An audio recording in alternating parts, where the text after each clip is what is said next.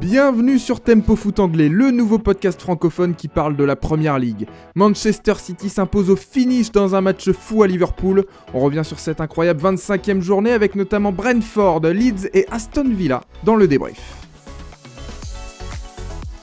Les JO d'hiver ont commencé, messieurs, alors on va se mettre dans le thème. Avec d'abord celui qui est un excellent skieur sur les pistes et qui tire sur tous les attaquants de Première Ligue sur Tempo. Donc vous avez compris, il skie, il tire, c'est un peu notre Martin Fourcade maison, c'est Valentin Vallée, journaliste indépendant passé par Eurosport et ici Savoie. Salut Valentin. Ouais, salut Antoine, salut Hugo. J'adore ces petites introductions là. À chaque fois là, tu me régales, c'est un pur plaisir. Je prends la comparaison bien évidemment avec. C'est pas flatteur à la base, mais on arrive sur Martin Fourcade, c'est quand même plutôt flatteur. Donc je le prends pas quand flatteur même. À la base. C'est bien glissé. Hein. On a travaillé. Avec nous également, lui aussi est redoutable sur les pistes et sur Tempo. Il slalome entre les balles dès qu'Arsenal patine. C'est notre Marcel Hirscher maison. Hugo Barthélémy, journaliste indépendant passé notamment par le quotidien luxembourgeois L'Essentiel. Salut Hugo. Salut Antoine, salut Val. Je suis déçu que tu sois pas un expert des sports d'hiver, sinon tu m'aurais sorti Marc Girardelli, la légende luxembourgeoise, double médaillé olympique, multiple vainqueur de la Coupe du Monde, mais c'est pas grave. Donc j'apprécie quand même le compliment de Marcel Hirscher. Vous le comparez à Marcel Hirscher, il est pas content. Non mais c'est fou furieux, hein. Non mais c'est dingue quand même. Enfin je veux dire, moi qui ne suis pas un grand spécialiste des sports d'hiver, c'est quand même... arrêtez-moi si je me trompe, c'est quand même un grand nom quoi, non ? Ah, c'est le plus grand. Oui. Ah bah alors. Non mais il est pas content. Il est pas content. Bon. Et voilà, toujours la même chose quoi.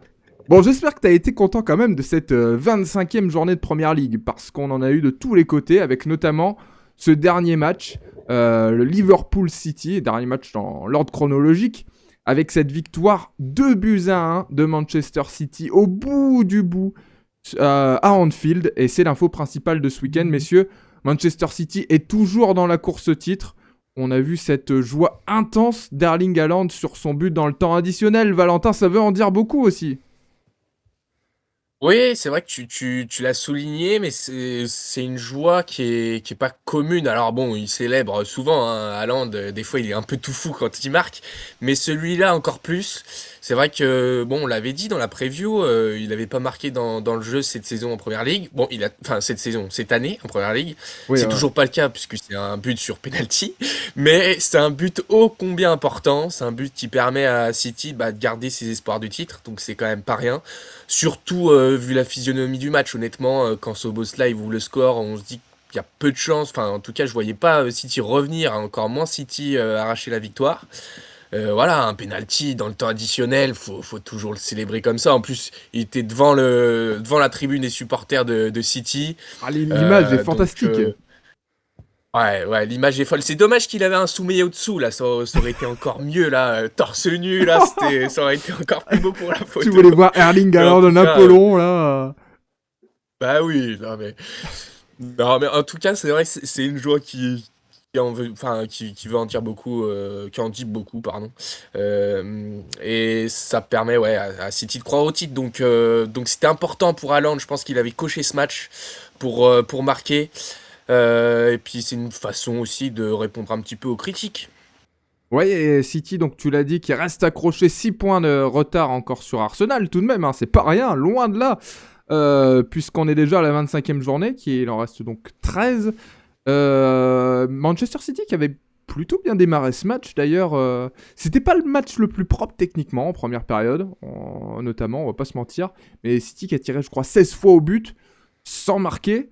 Et puis au fur et à mesure on a atteint quand même un niveau d'intensité qui est unique, qui est propre à ces matchs de très très haut niveau, Hugo.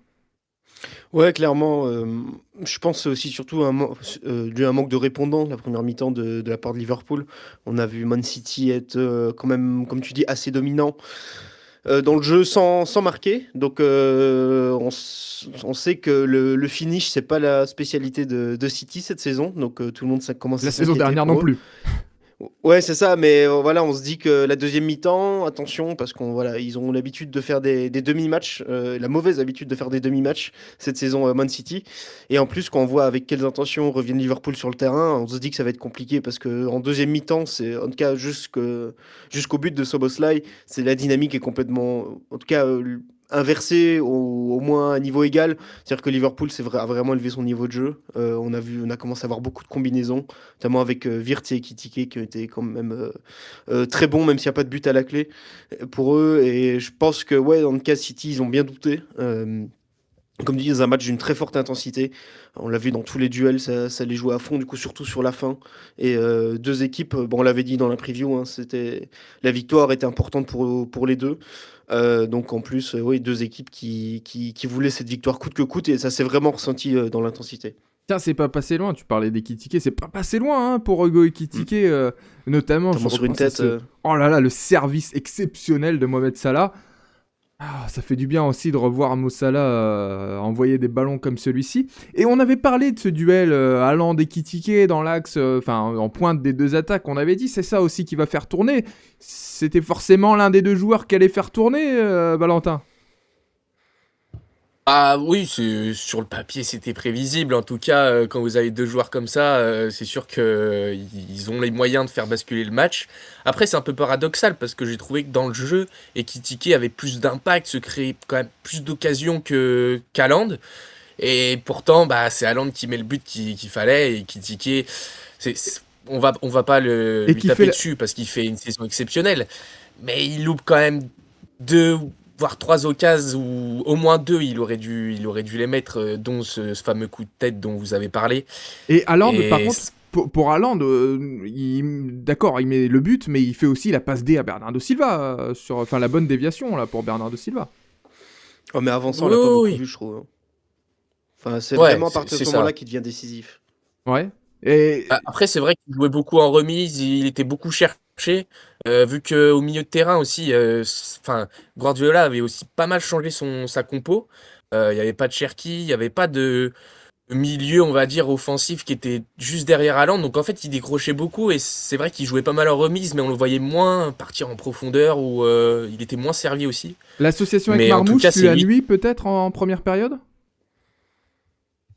Bah, je dirais pas que c'est Marmouche sur le côté qui lui a nui, parce que Marmouche, j'ai trouvé plutôt bon, il se procurait quand même pas mal d'occasions, il arrivait à centrer, à déborder.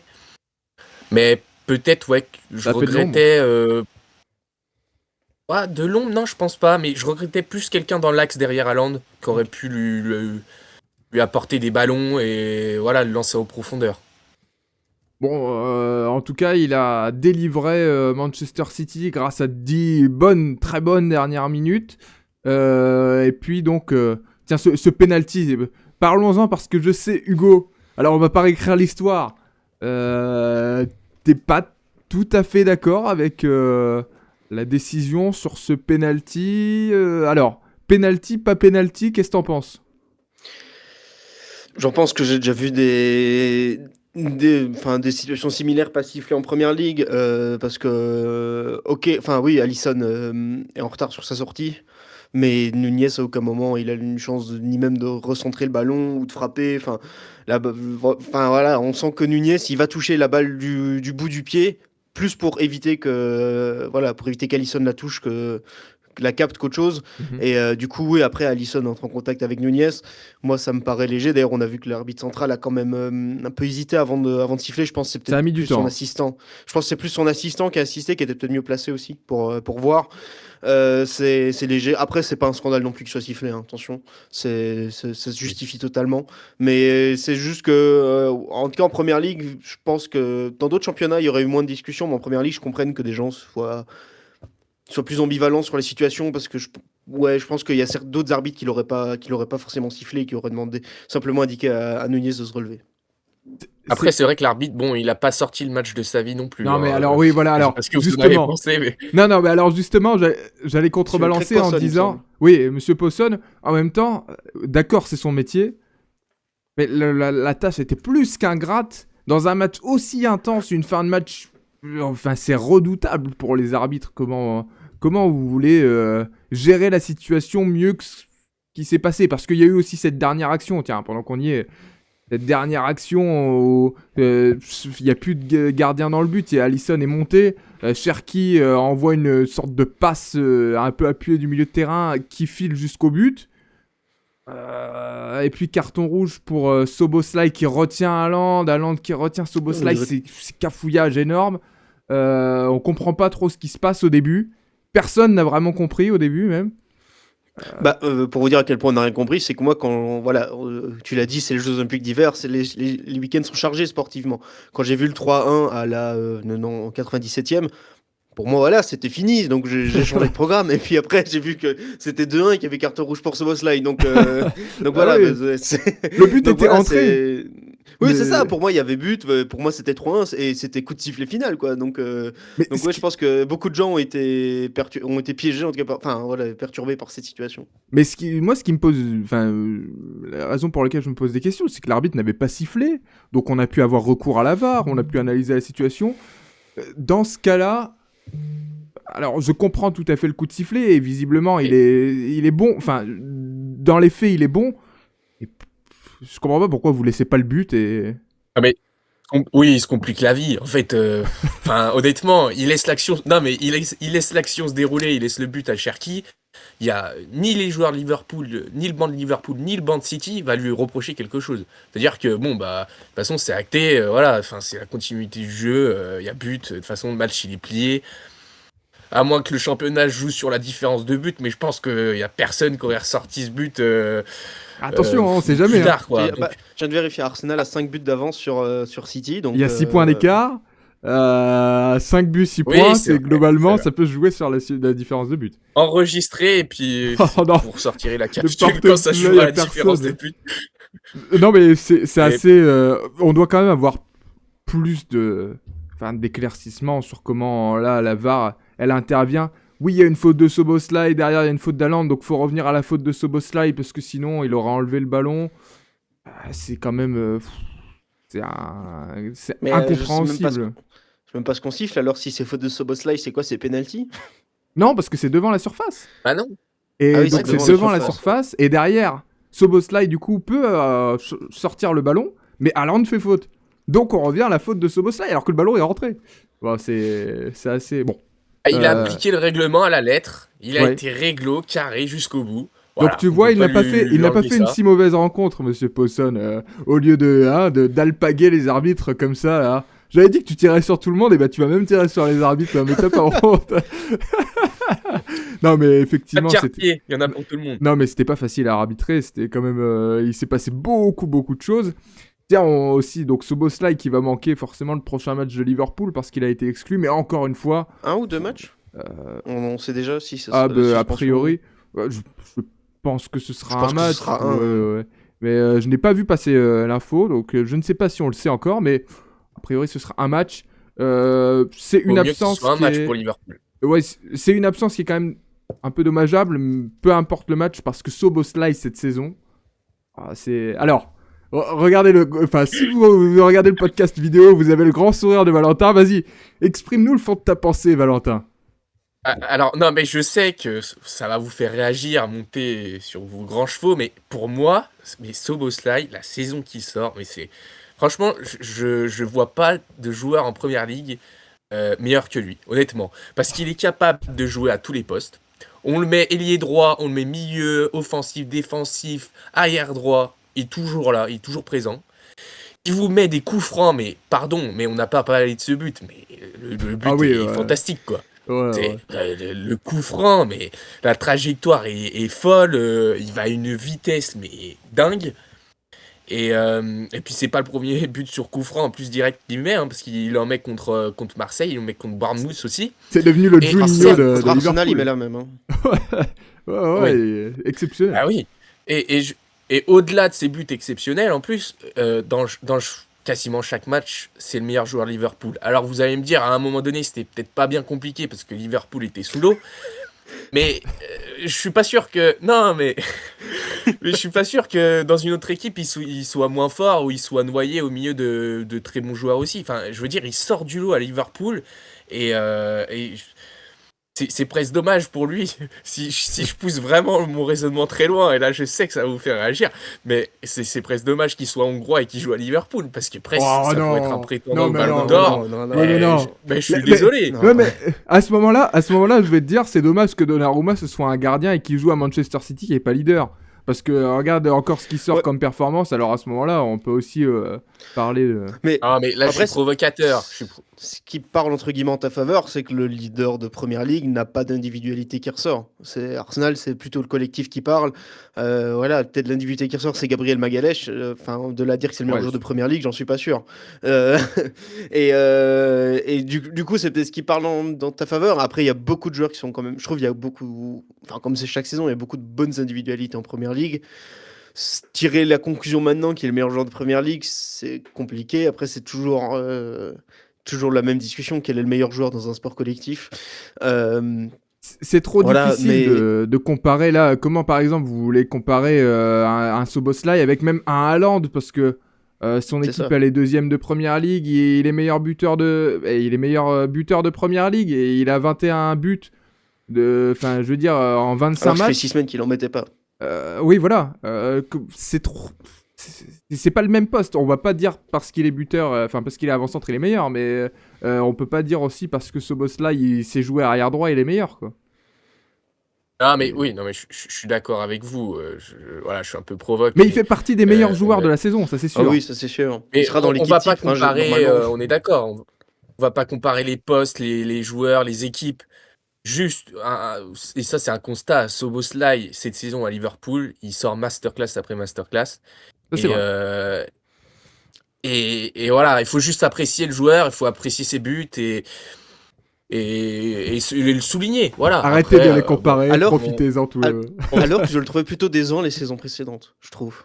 Oui, ouais, et effectivement, comme le dit Valentin, c'est la saison où Liverpool va entre guillemets le moins bien par rapport aux années récentes, hein, que lui explose et sort largement du lot. Et en augmentant encore son niveau de jeu, c'est pas tout le monde qui a plongé et lui qui est resté au même niveau, il a encore augmenté son niveau de jeu et c'est vrai qu'il est non seulement très bon dans le jeu, mais en plus décisif. Et il fera assurément partie du 11 type de la Première Ligue.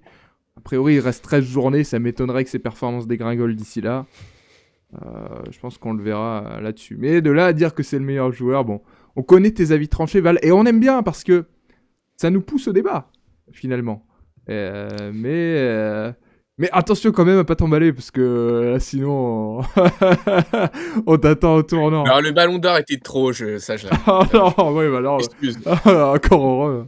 Encore heureux. Bon, on va conclure quand même sur ce match parce qu'on a passé presque un gros quart d'heure sur ce match. City toujours dans la course au titre. Le prochain match ce sera contre Fulham mercredi. Attention, à Fulham, on sait que c'est jamais... Enfin, aucune équipe n'est évidente à jouer en Première Ligue, mais surtout les équipes là du milieu de tableau. Arsenal a gagné quant à lui facilement contre Sunderland ce week-end 3-0 grâce à un doublé de Victor Gyökeres rentré à l'heure de jeu. Et puis les Gunners donc iront à Brentford jeudi à 21h. Là aussi, c'est un match ça va être relevé, ça va être très relevé. On va parler de la forme de Brentford dans ce débrief, mais je pense qu'il y aura un sacré défi.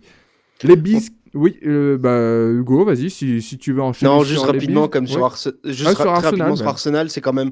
On avait parlé de l'association Havertz-Gyökeres, qui a une nouvelle fois. Enfin, du coup, cette fois-ci, c'était en début de match avec Gabriel Jesus, mais ça marche quand même très bien, Kai Havertz dans le milieu de terrain. Je sens que Arteta a trouvé une nouvelle arme, et Victor Gyökeres qui trouve quand même. Qui semble enfin s'être adapté à la première ligue. Il est quand même sur 6 buts depuis 2026, enfin depuis le 1er janvier. Donc je pense que Arteta parlait de 6 mois d'adaptation, on y est à peu près. Donc à voir comment il va terminer la saison. Il reste 13 matchs pour impressionner tout le monde.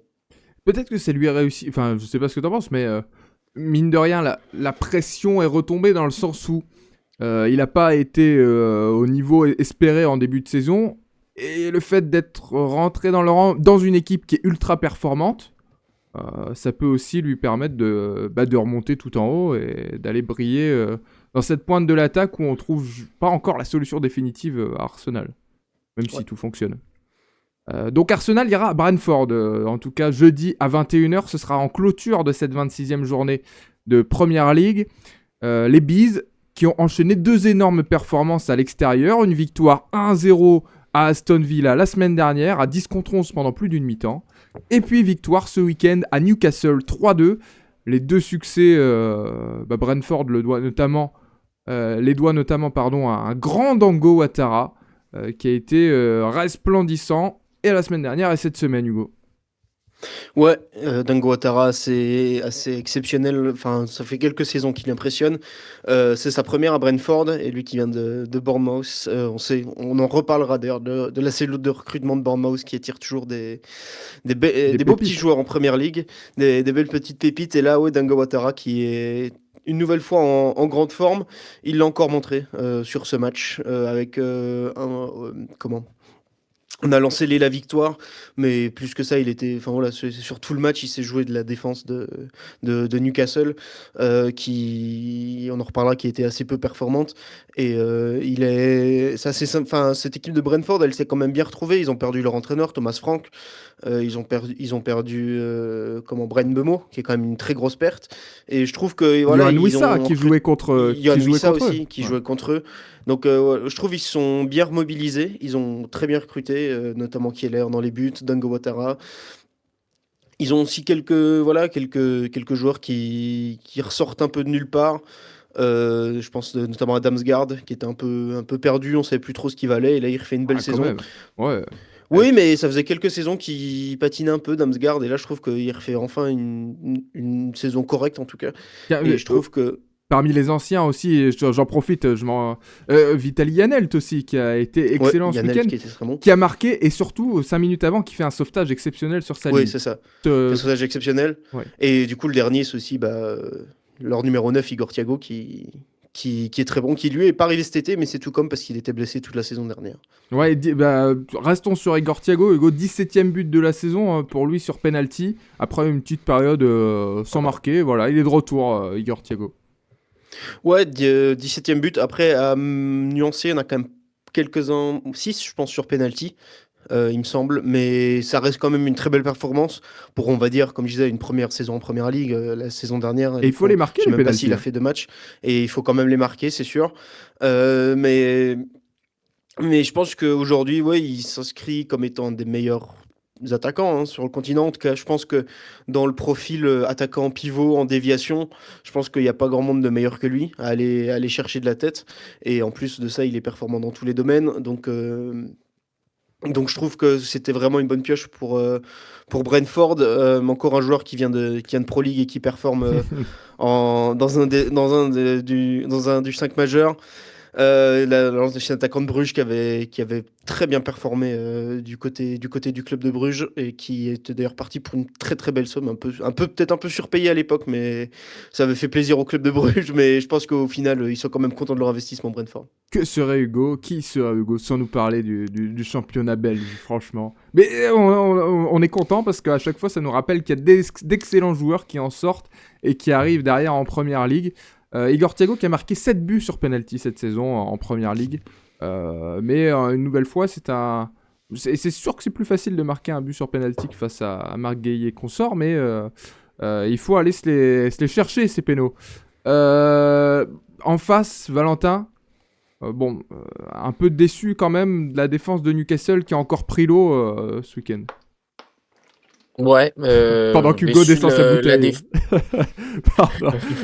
Voilà, c'est la parfaite transition. Mais oui, déçu parce que c'est vrai que je trouve que sur le milieu de terrain, je suis quand même assez fan et je trouve qu'il tient quand même plutôt bien la baraque, hein, Tonali, Guimarães. C'est les deux indéboulonnables quand même au milieu de terrain. Mais c'est vrai qu'en défense, c'est quand même compliqué. C'est vrai que Thio, je sais que en tout cas, c'était pas le match de sa vie. Hall sur son côté non plus. Trippier, ouais, c'est pas le grand Trippier il y a quelques années. Après, c'est vrai que premier passage. Non, mais après c'est vrai que si on regarde aussi l'attaque sur ce match-là, il y avait pas grand-chose non plus, hein, donc mais en tout cas en défense, je trouve que c'est un secteur qui est vraiment à la peine. En plus, il y a quand même pas mal de blessures et importantes blessures. Livramento qui est blessé depuis ça fait un moment qu'il est blessé, des fois il est sur le retour mais il se reblesse. Fabian Schär aussi qui est certes sur la fin de sa carrière mais qui peut amener quand même cette expérience et je trouve que là ça en manque. Alors Botman a marqué en défense pour Newcastle, mais si défensivement ça tient pas la baraque, enfin, c'est quand même son rôle principal en tant que défenseur central. Donc je trouve que c'est quand même ouais, assez préoccupant pour Newcastle. En plus, en début de saison, ça tournait bien en attaque, donc des fois, ils pouvaient compenser, ils pouvaient gagner sur des scores fleuves en encaissant beaucoup de buts, mais ça posait pas de problème parce que vous aviez un Voltema 2 qui allait en planter 3. Enfin, ça n'a pas dû lui arriver souvent quand même, mais voilà. Et là, bah, Voltema 2, il est même pas titulaire, mais je veux dire, que ce soit Murphy, que ce soit Barnes, Barnes il a y a été intéressant en début de personne. match et puis plus rien derrière. Ouais, il a loupé une grosse occasion en début de match, dans les 20 premières minutes, il me semble, mais en tout cas, ouais, c'est assez préoccupant pour Newcastle parce que euh, il y avait du mieux quand même il y a un mois. On se disait, ah, ils sont toujours dans la course pour se battre pour les places européennes. Bon, bah là, c'est quand même très très compliqué et je pense bon, ils peuvent désormais dire adieu aux places européennes. Au classement, Ça commence à Newcastle, être ils sont compliqué. 12e avec 33 points, donc ouais. Mm. Donc c'est dommage. C'est C'est pas, dommage et c'est préoccupant. c'est pas C'est terminé vrai encore, qu'offensivement, mais ouais.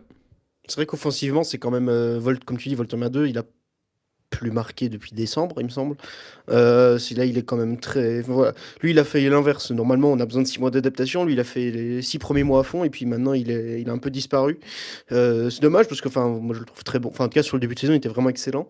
Jacob Murphy, qui est aussi arrivé cet été, il me semble, je le trouve assez catastrophique. Et Langa, pareil. Et Euh, Elanga, tiens, c'est l'ombre de même, hein, les deux. Enfin, bah, c'est dommage. Hein. j'avais espéré provoquer le même électrochoc qu'avec tous les autres attaquants que j'ai taclés, mais Elanga, c'est 21 matchs, 0 but, hein, quand même.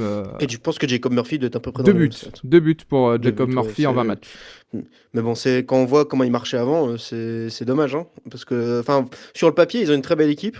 C'est sûr que le secteur défensif, il laisse à désirer. Enfin, les défenseurs centraux passent à Newcastle et finalement, c'est comme toujours Dan Burn le titulaire. Donc, les années passent et c'est toujours lui qu'on rappelle. Donc, c'est vrai que c'est assez inquiétant. En plus, je trouvais que Nick Pope était pas spécialement n'a pas fait un grand match non plus, donc ça les a pas aidés. C'est Mais pas bon, évident. s'il faut que le gardien sorte un grand match à chaque fois, c'est pas évident non plus. Jacob Murphy Pourtant, qui Everton, est. ça marche. Puis, Jacob Murphy qui est non, il y a un et puis habitué aussi de en la attaque, maison hein. Depuis 2020 au club, Jacob Murphy. Oui, pardon, Valentin.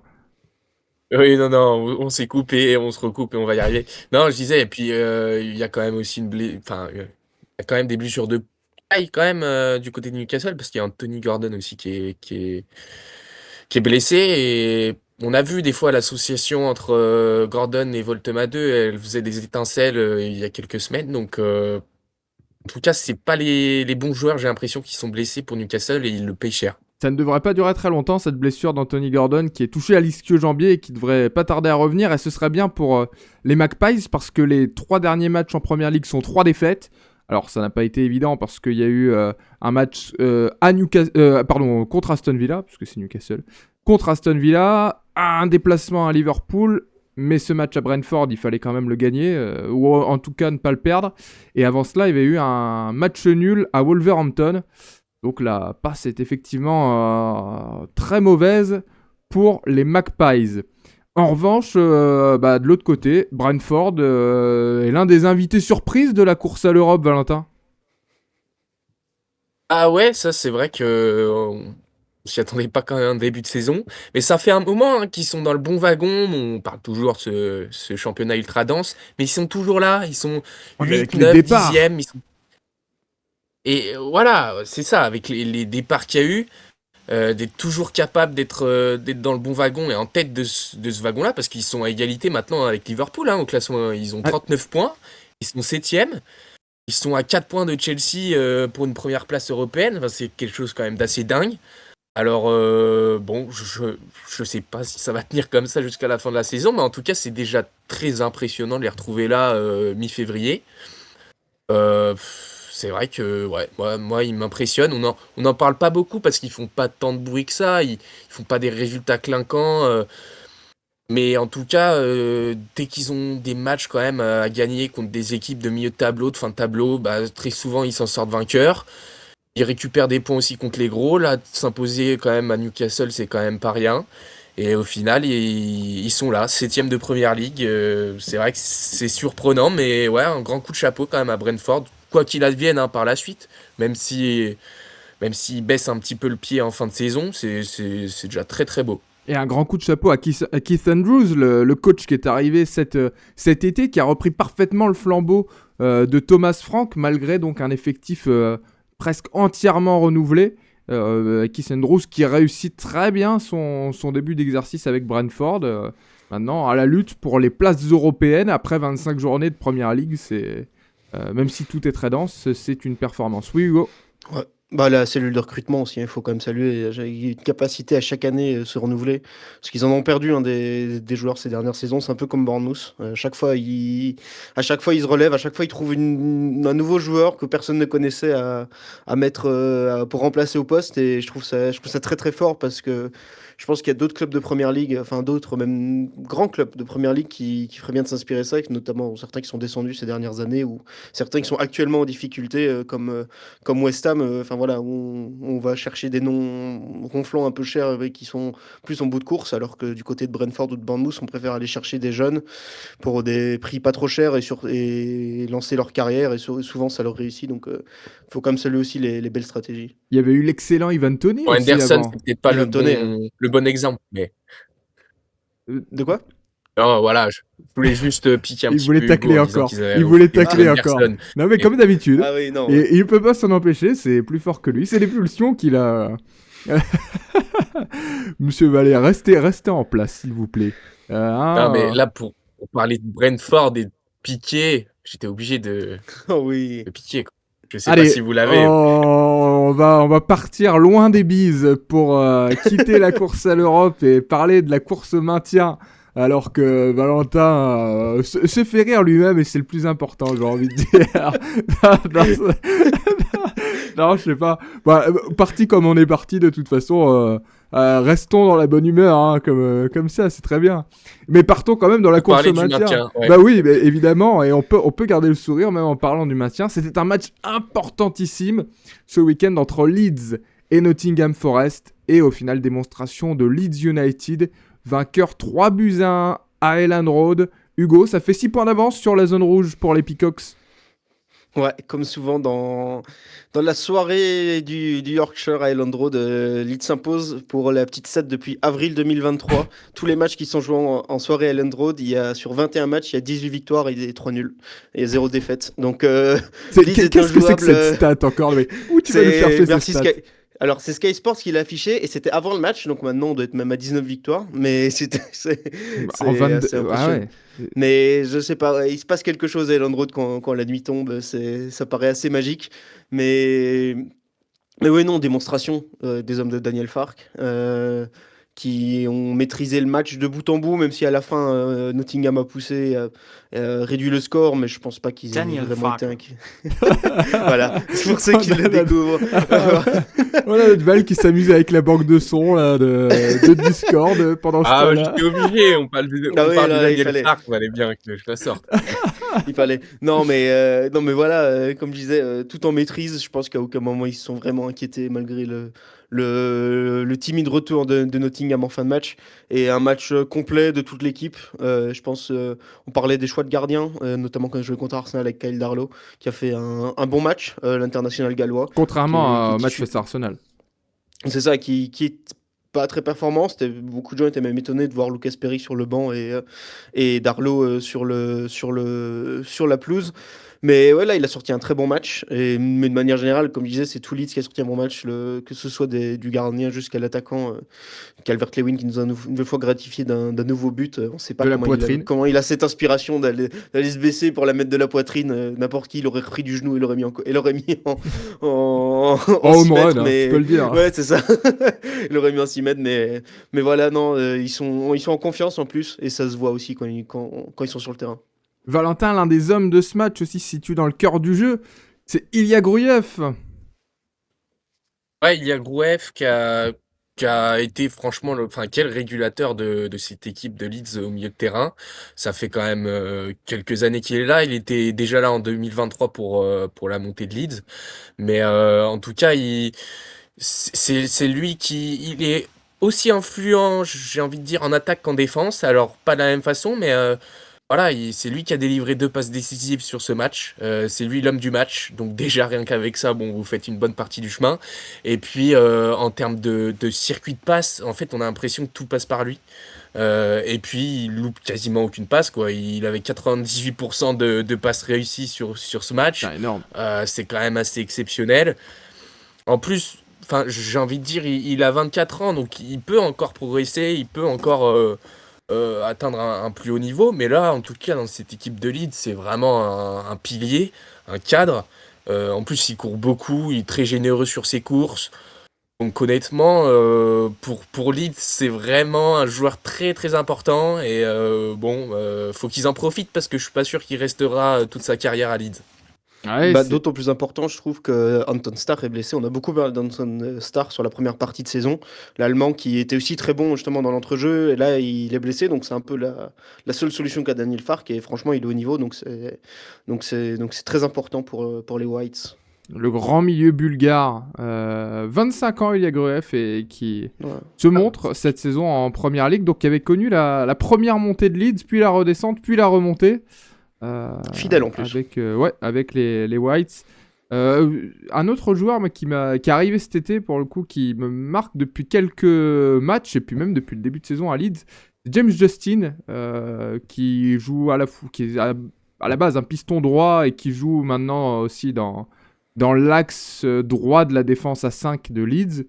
Mais James Justin, qui est arrivé de Leicester, et je trouve, il a encore marqué, ou il a provoqué encore une grosse occasion ce week-end. James Justin, il a passé, il a fait une passe C'est Bogle qui a décisive. marqué. Et il est à la fois très généreux en attaque, mais il n'oublie pas de défendre derrière. Et je pense que c'est vraiment un latéral, quand il est utilisé en latéral, en piston, qu'on pourra retrouver dans les très bonnes équipes de Première Ligue dans les années à suivre. Un seul petit motif de satisfaction côté Forest, malgré une défaite lourde de conséquences, puisqu'il n'y a plus que 3 points d'écart entre Nottingham Forest 17e et West Ham, premier relégable 18e. Un seul petit motif de satisfaction pour les Trequitrices, c'est Lorenzo Luca, la recrue, arrivé en prêt du Napoli, qui a marqué, Hugo. Ouais, but de Lorenzo Luca, le grand attaquant de 2m01, le Pizza Crouch, comme l'ont surnommé les fans des Non. Tuis. Voilà, parce que c'est vrai que physiquement, on se rapproche de Peter Crouch. Mais oui, satisfaction, parce qu'on sait que notamment Sean Dyche a souvent recours au centre, et avec l'absence de Chris Wood qui se prolonge, c'est pas Igor Jesus qui allait aider dans ce secteur. Et là, ouais, l'arrivée de Lorenzo Luca, elle va clairement apporter de la taille dans la surface. Et là, on l'a vu d'ailleurs, un but de la tête. Il est bon dans ce secteur, c'est pour ça qu'il a été recruté. On sait qu'il y a une option d'achat, donc à voir si jamais Nottingham se maintient, ça peut être aussi une belle solution. Une belle solution pour plus tard, parce que je pense que c'est quand même un attaquant qui a du potentiel. Alors, il a pas, entre guillemets, il a flop, hein. Il est arrivé cet été, hein, du côté Ouais, du il a pas Napoli. trop joué derrière Højbjerg. Non, ça a pas trop marché. On a surtout fait jouer Højbjerg. comment? Non, pas Højbjerg. Si, au Napoli. Højlund. Højlund, qu'est-ce que je raconte, Højbjerg? Mais Højbjerg, oui, il est mais du côté de je suis Marseille. encore matrixé avec le T'es PSG. encore au OM. classique. Ah bah oui, le Rasmus Højlund, oui, effectivement. Et c'est ça. Mais voilà, 25 ans, Lorenzo Luca, donc ouais, s'il peut s'installer dans cette équipe de Première Ligue, ça peut être intéressant. Comme je dis, si Nottingham se maintient, ça peut... En plus, c'est le genre de profil qui marche bien en Première Ligue, assez grand, bon de la tête, physique, donc ouais, première satisfaction, et ça peut être une des solutions pour se maintenir, parce que on a vu avec la victoire de West Ham ce week-end, ça pousse derrière. Ouais, mais va-t-il apprécier le Sean Dyche Ball jusqu'à la fin de saison, Lorenzo Luca, parce que Nottingham se rapproche dangereusement de la zone rouge. C'est un deuxième match ultra important la semaine prochaine, et même un troisième, parce qu'il y avait eu Crystal Palace avant. Mais pas la semaine prochaine, d'ailleurs cette semaine, ce sera la réception, je vais y arriver, de Wolverhampton en championnat mercredi soir. Et là, il faut absolument gagner face à la Lanterne Rouge pour Nottingham Forest. Sinon, là, ça va commencer à chauffer sévèrement pour les Trequitrices. Leeds qui ira à Chelsea de son côté. Et rappelons-nous du match aller, messieurs, puisque c'était un scénario assez fou. La victoire 3-1 des Peacocks à domicile contre Chelsea. On va voir ce que ça donne à Stamford Bridge avec ce Chelsea qui fonctionne plutôt bien sous l'ère Liam Rosenior. On va voir ce que ça donne cette semaine. Mais avant cela, terminons d'abord ce débrief à mi-chemin entre le débrief et la preview, parce que vous l'avez subi, il y a donc cette journée de championnat en semaine avec Bournemouth et Aston Villa qui se sont neutralisés 1 but partout au Vitality Stadium ce week-end. Et j'aimerais qu'on s'attarde un petit peu, messieurs, sur la situation d'Aston Villa. Parce qu'on s'était presque habitué à voir les Villans gagner trop souvent. Et là, le nul à Bournemouth, les 2 défaites sur les 2 derniers matchs à domicile contre Everton et Brentford. C'est pas un petit début d'incendie là quand même, Val? Incendie, c'est bon, le mot je le trouve un peu fort, mais c'est vrai Quand même. que non, c'est quand même inquiétant. Oui, oui, je suis d'accord, c'est inquiétant. Ils ont perdu face à Everton à domicile, ils ont perdu face à Brentford à domicile. Là, ils font nul face à Bournemouth. Alors, c'est pas le match le plus catastrophique. Je parle en termes de résultats purs, même si la défense était pour le coup catastrophique. Mais oui, là, il y a quand même danger. C'est vrai que ils étaient dans une série quand même assez incroyable tout le début de saison, hein, globalement. Enfin, pas le tout début de saison, mais à partir de septembre, en gros, ils étaient vraiment lancés dans une série incroyable. Et puis petit à petit, la forme n'est plus là, la réussite non plus. C'est vrai qu'Ollie Watkins, je le trouve quand même très décevant depuis le début de la saison.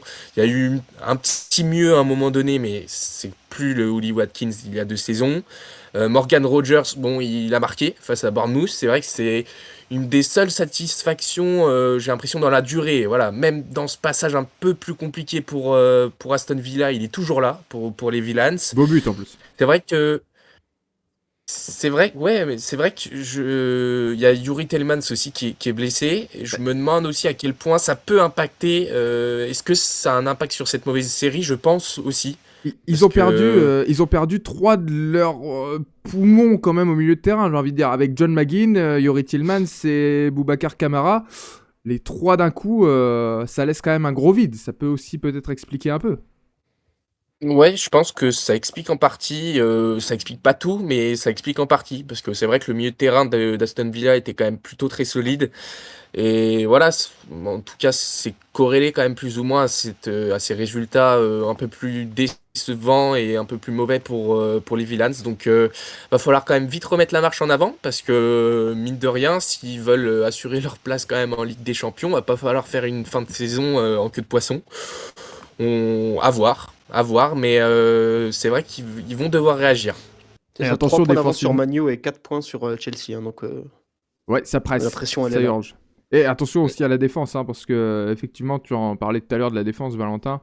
On a vu sur le but de Bournemouth l'incompréhension entre Lucas Digne et Tyrone Mings, qui à ce niveau-là, qu'on ne pardonne pas à ce niveau-là. Enfin, Mais ils ont laissé un boulevard, quoi. Ryan, c'était journée portes ouvertes. En ce moment, c'est pour les étudiants un peu partout en France, mais là, c'était aussi en première ligue. oh là là, Non, il est de mais retour. en Bah plus, c'est vrai que justement, ça avait, Oui, Hugo. ça avait été, non, mais ça avait été noté dans les commentaires. On sait que c'est un ailier faux pied. Et, on sait qu'il faut pas le laisser rentrer. Et ils veulent le laisser rentrer, on a l'impression. Donc Bah, c'est étonnant. oui, parce que Ryan, donc, qui est arrivé cet hiver hein, du côté de Bournemouth, c'est lui la petite pépite brésilienne qui a mis le feu dans cette défense de Villa. Ouais, clairement. Encore un beaucoup de Bournemouth. Et là, il a marqué son premier but. Il avait déjà mis un assist pour son premier match contre Wolverhampton. En plus, et voilà, comme on le dit, bah, on sait pas si c'est un beau but ou si c'est la défense qui dort, mais en tout cas, lui, bien joué comme de sa part. Il vient finir mauvais pied d'un gros pointu pour aller tromper un gros pointu comme on l'aime pour aller tromper Martinez. Dibu Martinez qui a été en dents de scie sur ce match, qui a sauvé Villa à quelques reprises, mais qui a quand même eu chaud notamment face à Croupi, hein, où il y a un but sauvé sur la ligne Ouais, il a été énorme quand même par par séquence. Konza et un but annulé où franchement il se fait manger par Junior Croupi à nouveau. Mais sinon, il a quand même été assez énorme. Et, euh, et ouais, défensivement, ça a été très mauvais. Mais par contre, ouais, du côté de Bournemouth, ouais, l'arrivée de Ryan, elle fait du bien parce qu'il y a eu le départ de Semenyo. On se demandait si c'était lui le remplaçant. Visiblement, oui.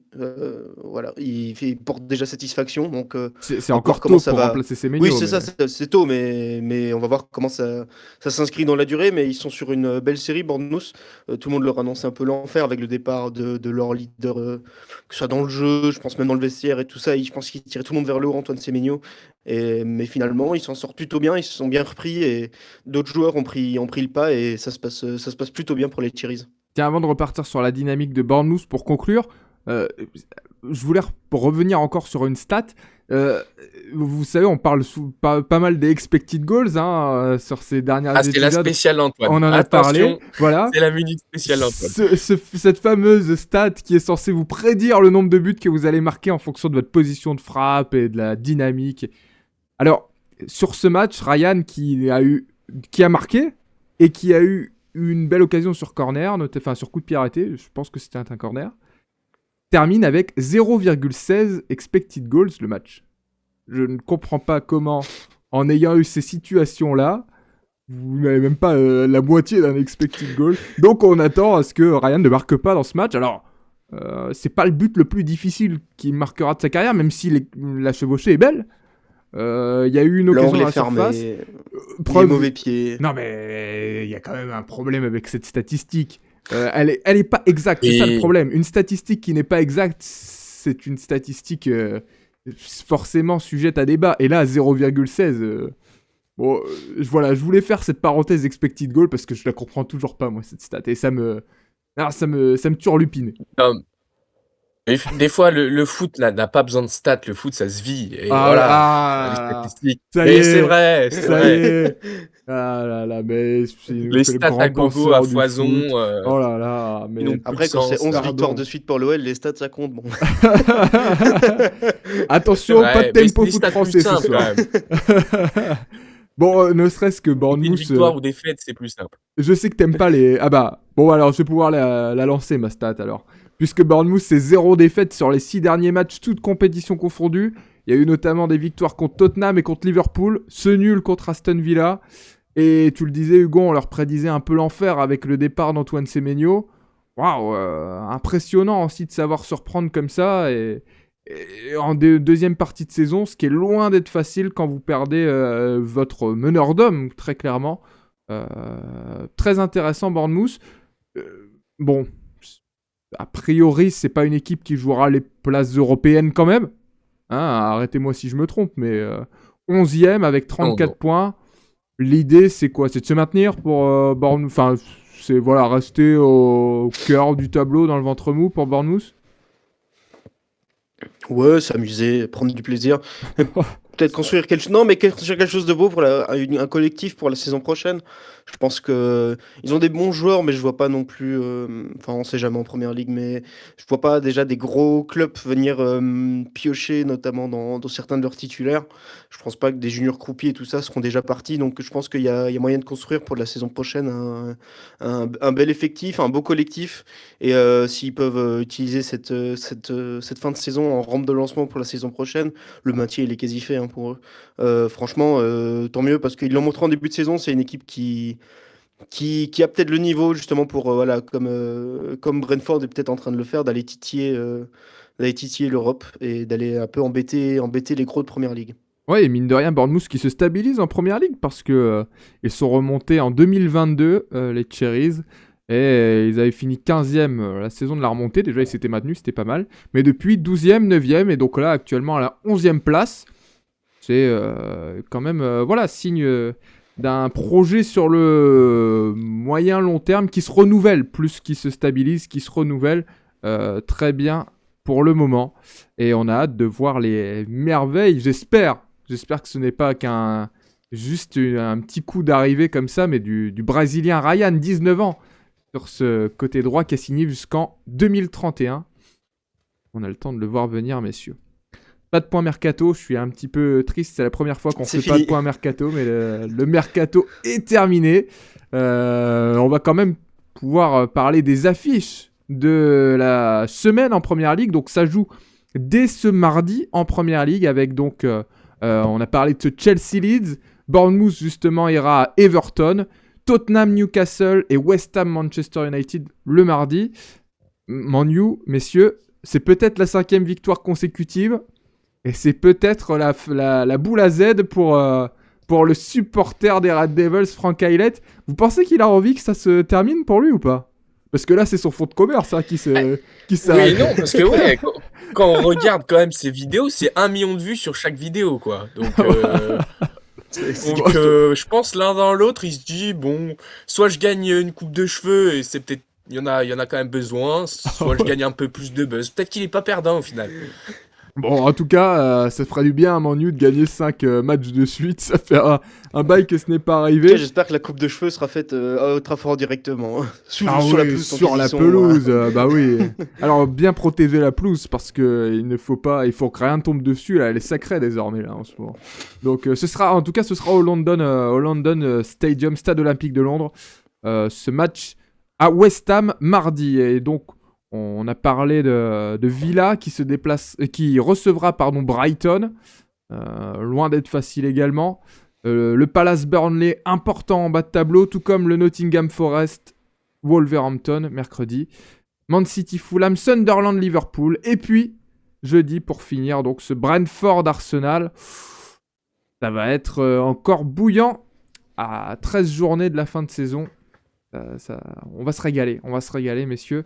Et on sera là pour débriefer tout ça en fin de semaine. Ce sera pour vendredi matin, le débrief. Donc, normalement, oui. Ah bah, comment ça, normalement, oui. Et non, oui, non. Attention, regardez-les, là. Ils sont en train de me... Non, mais je compte sur vous, messieurs. Attention, Valentin, oui. Ah non, je suis au rendez-vous. Non, mais l'heure est fixée en plus. Fidèle au poste. Parfait. Mais alors, rendez-vous, messieurs, vendredi matin pour le débrief de cette 26e journée. Merci à vous, en tout cas, pour ce débrief de la 25e journée. On enchaîne, on retrouve un peu le rythme du mois de décembre. On a bien parlé encore et on a de quoi se régaler cette semaine. Passez une bonne semaine, messieurs. Merci Valentin, merci Hugo. Et puis, à vendredi. Salut, ciao. Salut.